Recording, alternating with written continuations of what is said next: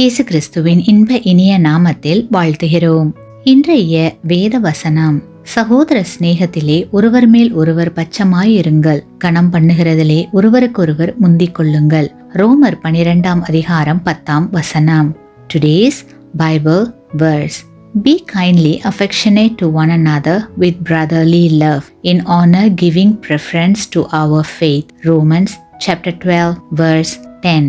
நமக்கு தயை பாராட்டிய ஒருவருக்கு பதில் கூறுவதற்கு ஏற்ற கனிவான வார்த்தைகளை நாம் அறிவோம் அல்லவா? அதேபோல் சோர்ந்து போயிருக்கும் ஒரு நண்பரை உற்சாகப்படுத்த எழுதும் கடிதத்திலே எழுத வேண்டியவைகளையும் அறிவோம். இந்த அன்பின் செயல்களை நாம் உடனேயே செய்ய வேண்டும். ஏனென்றால் காலம் எப்போது கடந்துவிடும் என்று நமக்கு தெரியாது. இந்த கனிவான நோக்கங்களை நிறைவேற்ற நினைத்து கொண்டிருக்கும் பொழுது திரு சார்ல்ஸ் ஆர் ஹென்ஸ்வர்த் ஜூனியர் எனும் தொழிலதிபரிடம் இருந்து மற்றவர்களை உற்சாகப்படுத்துவதை குறித்து கற்றுக்கொள்ளலாம். அவர் தனக்கு கீழ் வேலை பார்ப்பவர்களை சரியான வேளையில் உற்சாகப்படுத்தினார். சாதாரணமாக சார்ல்ஸ் தன்னிடத்தில் வேலை பார்ப்பவர்களின் சம்பள காசோலையில் கையெழுத்திட மாட்டார். ஆனால் செப்டம்பர் 1994 அவர் சம்பள காசோலையில் கையெழுத்திட்டார். ஏனென்றால் வழக்கமாக கையெழுத்திடுபவர்கள் வேறு வேலையாக அலுவலகத்தை விட்டு வெளியே சென்றிருந்தனர். ஆகையால் ஹென்ஸ்வர்த் சம்பள செக்குகளில் கையெழுத்திடும் வேலையை செய்தார். மேலும் ஒவ்வொரு செக்கோடும் அந்த ஊழியருக்கு அவர் செய்த வேலைக்காக நன்றி சொல்லும் ஒரு குறிப்பையும் எழுதி இணைத்தார். மறுநாள் திரு சார்ல்ஸ் ஹென்ஸ்வர்த் ஜூனியர் அவர்கள் எதிர்பாராத விதமாய் மரித்து போனார்.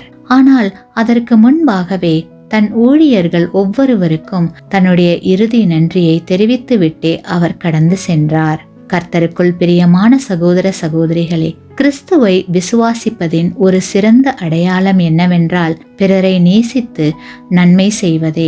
இன்றைய நேரம் ஒதுக்கி ஒருவரை பாராட்டி கடிதம் எழுதுங்கள், அல்லது நீங்கள் நேசிக்கும் ஒருவருக்கு சிறந்த அன்பின் செயல் ஒன்றை செய்யுங்கள். காலம் கடந்து போகும் வரை காத்திருக்காதீர்கள். அன்பின் செயல் ஒரு நாளும் முந்தி இருப்பதில்லை. ஆனால் அது ஒருவேளை அதிக பிந்தியாகி கூட ஆகிவிடலாம். நாம் அனைவரும் கிறிஸ்துவின் மெய் சீடர்கள் ஆவோம். மற்றவர்களின் கரடுமுரடான பாதையை கனிவான வார்த்தைகளாலோ செயலாலோ சமமாக்குவோம். ஆமேன். நீங்கள் பெற்ற இந்த ஆசீர்வாதத்தை மற்றவர்களோடு பகிர்ந்து கொள்ளுங்கள்.